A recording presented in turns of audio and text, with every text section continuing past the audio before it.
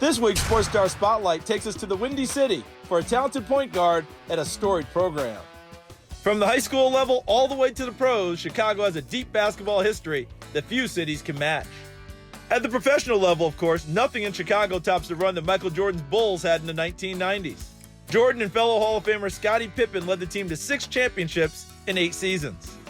While Tyler Beard was born a few years after that dynasty came to an end, his father wanted to make sure his son knew all about it. The two watched several old playoff games that Tyler's dad had recorded, and Tyler feels like he was there. I wish I would have been born in the 90s to watch it live, but, seeing the way they talk about those guys and the way they played, it's crazy.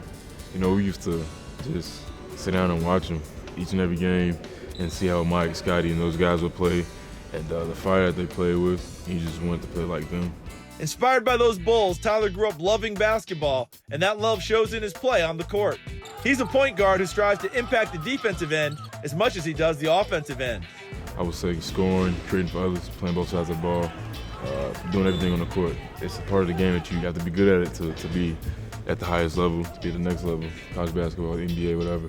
I watch a lot of those guys, Kawhi, Paul George, guys like that, play both sides of the ball, and they do it well.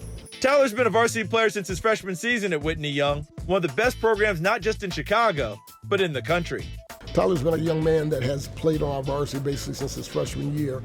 He's a young man that's incredibly tough. He gives us a large level of toughness. He had an incredible sophomore season. Last year was an outstanding year also from a player standpoint and from a team standpoint. He's one of our leaders. He's a guy that we look to when things get tough. He's a guy that can carry a basketball program. Since last season, Tyler's been able to team up with Duke commit DJ Stewart, who transferred from Fenwick High School a year ago.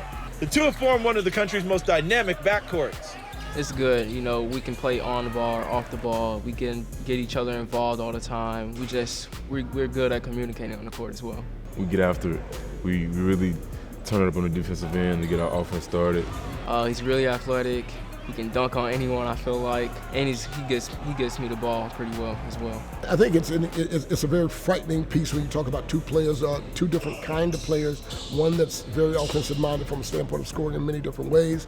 Another one who's an incredible attack player that can get pretty much anywhere on the floor that he wants based on playing. I think that makes it incredibly difficult for defenses to really kind of focus on one versus the other.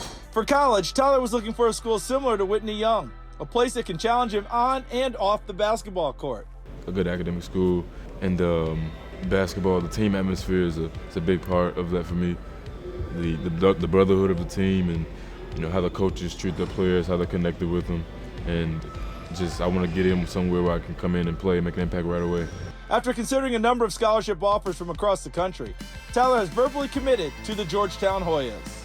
Like so many players who grew up loving basketball, Tyler's dreams in the game go beyond the college level. Obviously, everybody wants to be the pro and play at the highest level they can play at, but you want to just be the best you can be and work hard enough to see that growth that you can get.